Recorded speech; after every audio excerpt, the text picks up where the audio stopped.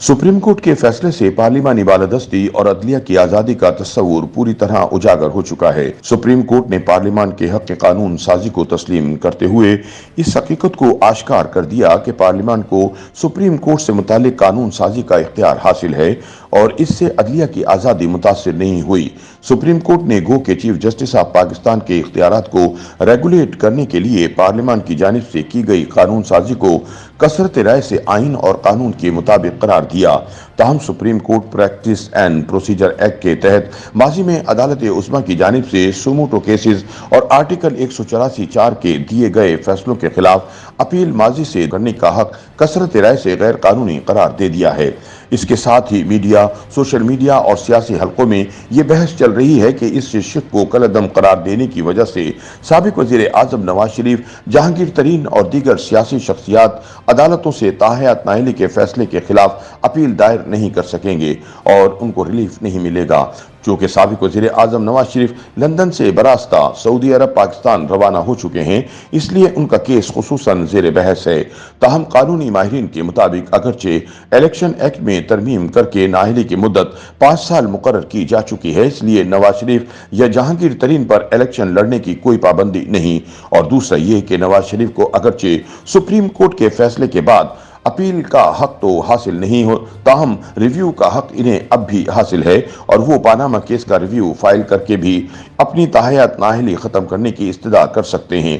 ताहम मुख्तलिफ सहाफ़ियों समेत उनके मुखालिफिन कह रहे हैं कि प्रैक्टिस एंड प्रोसीजर एक्ट बारे सुप्रीम कोर्ट के फुल बेंच की अक्सरियती जजेस का फैसला नवाज शरीफ के लिए बहुत बड़ा झटका है और उनको रिलीफ मिलने के इम्कानात ख़त्म हो गए हैं।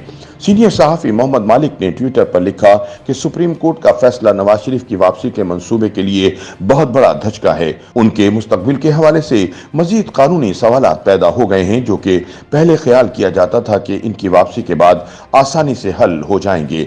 मुझे ताज्जुब नहीं होगा कि 21 अक्टूबर की वापसी की तारीख में कोई तब्दीली हो।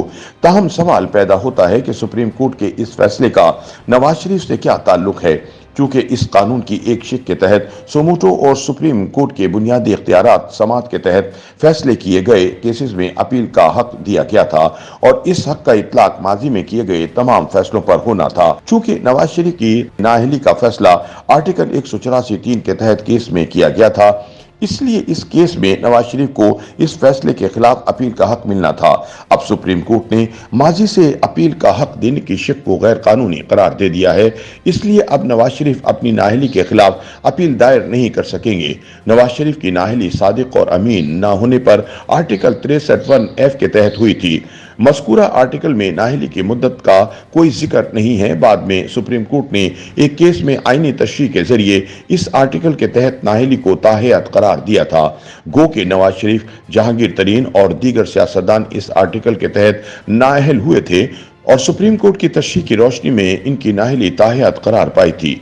ताहम गुज़िश्ता इत्तेहादी हुकूमत ने पार्लियामेंट के जरिए इलेक्शन एक्ट 2017 के सेक्शन 232 में तरमीम करके इस आर्टिकल के तहत नाअहली की मुद्दत को 5 साल कर दिया था। इसलिए बहुत से कानूनी माहिरीन के मुताबिक सुप्रीम कोर्ट के इस फैसले का नवाज शरीफ की ताहयात नाअहली वाले मामले पर कोई असर नहीं होगा। उनका कहना है कि चूंकि नवाज शरीफ इलेक्शन एक्ट में तरमीम के जरिए मुकर्ररा नाअहली की मुद्दत गुजार चुके हैं, इसलिए अगर नैब केसेस में नवाज शरीफ की इस्लामाबाद हाई कोर्ट से बरियत होती है तो इनके इलेक्शन में हिस्सा लेने में कोई कानूनी रुकावट नहीं होगी।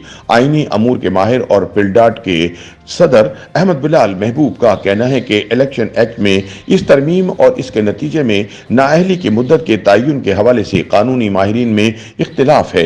बाज़ माहिरीन कहते हैं कि चूंकि आइन की किसी शिक में इबहम पर सुप्रीम कोर्ट की जानिब से इसकी तशरीह की जाती है और सुप्रीम कोर्ट की तशरीह की हैसियत भी आइन जैसी ही है और इसे पार्लियामेंट की आम कानून साजी के जरिए तब्दील नहीं किया जा सकता, इसलिए आइन में तरमीम की ज़रूरत होती है। इनके मुताबिक गो के इस कानून के मुताबिक नवाज शरीफ की नाअहली ख़त्म हो चुकी है, लेकिन इस तरमीम के मुस्तकबिल का फैसला भी शायद अदालत उस्मा को करना पड़ जाए। उनका कहना था कि अगर इलेक्शन एक्ट में तरमीम को अदालत में किसी ने चैलेंज नहीं किया तो भी ये मामला कागजात नामजदगी जमा कराते हुए सामने आ सकता है। अहमद बिलाल महबूब के मुताबिक उनके ख्याल में नाअहली की मुद्दत का कानून के जरिए तयन दुरुस्त है, क्योंकि आइन में किसी भी जुर्म पर नाअहली की ज्यादा से ज्यादा मुद्दत 5 साल के लिए है। आइन में इससे ज्यादा संगीन जराइम यानी मुल्क से गद्दारी तक के जुर्म पर सजा होने की सूरत में भी ज्यादा से ज्यादा नाअहली 5 साल है। दूसरी जानिब आईनी माहिर और लम्स यूनिवर्सिटी के प्रोफेसर उसामा खावर गुम्मन ने इस हवाले से ट्विटर पर लिखा कि नवाज शरीफ और जहांगीर तरीन पीडीएम हुकूमत की जानिब से इलेक्शन एक्ट 2017 सेक्शन 232 में की गई तरमीम की बदौलत इलेक्शन लड़ सकते हैं। इस तरमीम के तहत आर्टिकल 62(1)(f) के अंदर नाअहली की मुद्दत कम करके 5 साल की गई है, जो कि सुप्रीम कोर्ट की जानिब से नाअहली की मुद्दत ताहयात करने के फैसले के बरक्स है। नवाज शरीफ को इलेक्शन लड़ने से रोकने के लिए किसी आईनी अदालत को इस तरमीमी सेक्शन को आइन से मुतसादिम करार देना पड़ेगा। वाज़ेह रहे कि नवाज शरीफ इस वक्त अल अजीजिया और एवन फील्ड नैब रेफरेंस में सजा याफ्ता हैं और सजाओं के खिलाफ इनकी अपीलें इस्लामाबाद हाई कोर्ट में ज़ेर इल्तवा हैं। इसलिए इन सजाओं में इस्लामाबाद हाई कोर्ट या अदालत उज़्मा की जानिब से बरियत के बगैर नवाज शरीफ इलेक्शन नहीं लड़ सकते।